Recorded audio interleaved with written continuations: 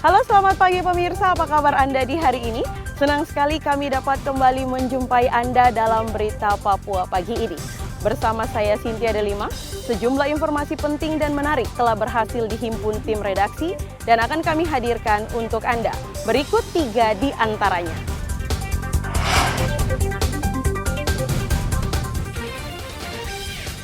Lima orang ditangkap polisi karena terlibat sindikat perdagangan manusia. Pengendara yang tenggelam di Sungai Maro ditemukan tewas. Bendera merah putih raksasa dibentangkan di Jembatan Merah, Jayapura.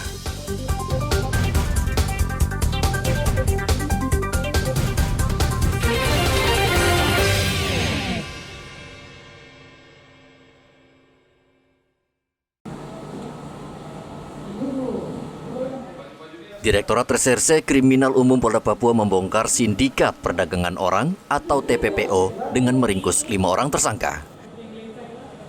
Para tersangka diduga merupakan mucikari yang bertugas merekrut perempuan untuk dijadikan pelacur melalui layanan aplikasi kencan.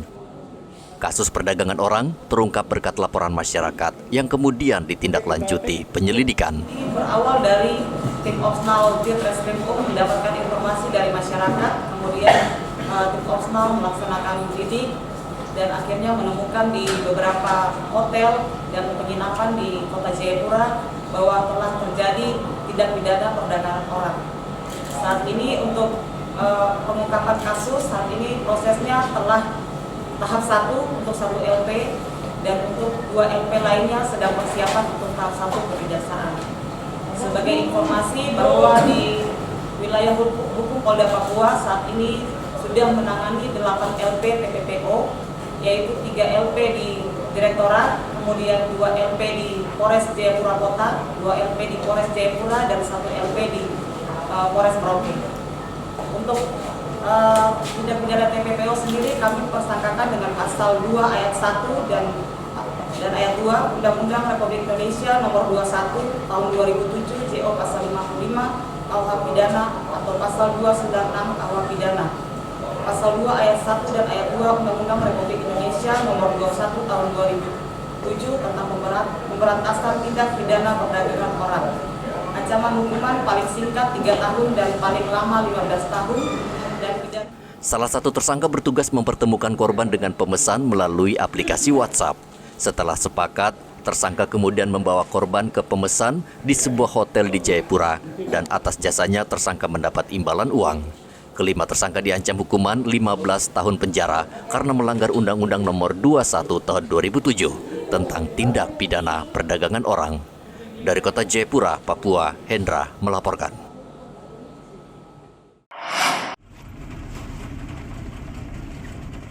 Setelah 3 hari melakukan pencarian, tim SAR gabungan akhirnya menemukan jasad Taufik Kurniawan, pemuda yang terjatuh ke sungai dari jembatan saat mengendarai sepeda motor. Tubuh korban ditemukan 5 km dari lokasi di mana korban jatuh.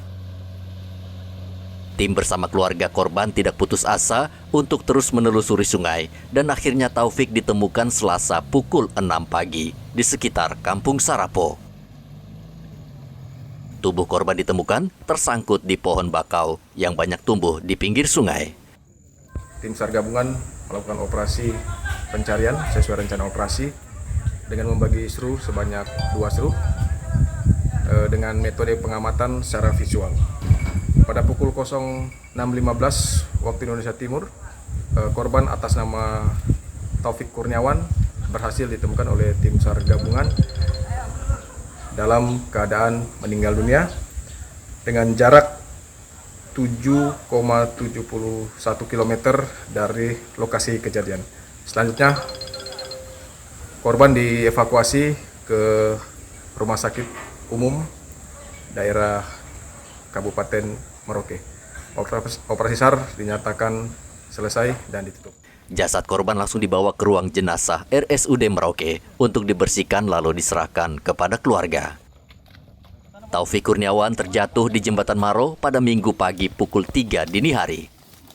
Saat itu korban bersama saudaranya berboncengan sepeda motor, namun tiba-tiba korban terjatuh lalu tercebur ke dalam sungai yang berarus deras. Muhammad Ridwan melaporkan dari Merauke, Papua Selatan.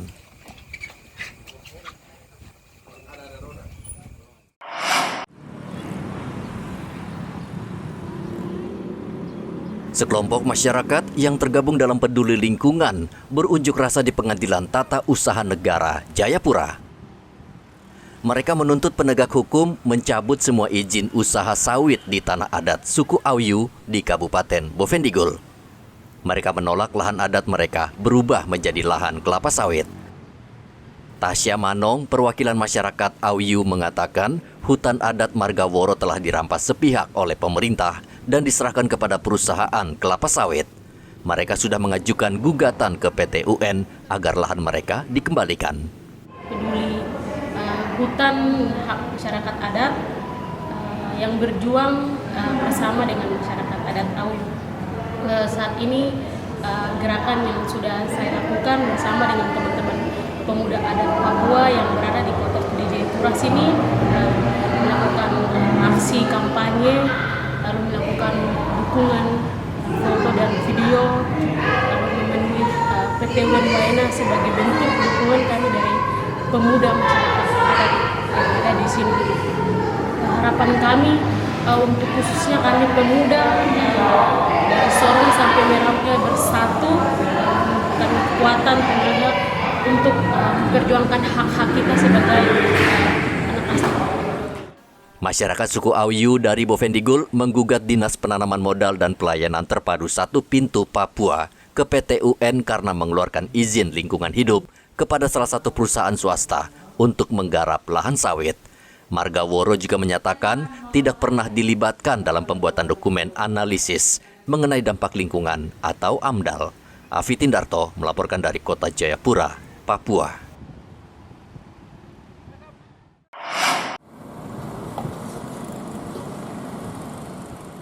Seperti biasa, saat HUT kemerdekaan, pemerintah akan memberikan remisi bagi narapidana karena selama setahun dinilai berkelakuan baik dan menunjukkan perubahan.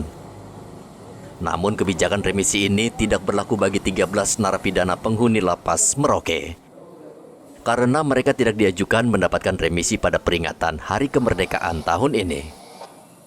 Kepala Lembaga Pemasyarakatan Merauke, Lukas Laksana Frans, mengatakan ke-13 narapidana tersebut mempunyai catatan buruk karena berbuat onar di dalam lapas. Dalam rangka HUT Republik Indonesia ke-78 tanggal 17 Agustus ini, kami sudah mengusulkan sebanyak 275 warga binaan yang akan mendapatkan remisi umum. Yang melakukan pelanggaran tatib di dalam lapas sehingga kami tidak usulkan itu sebanyak 13 orang.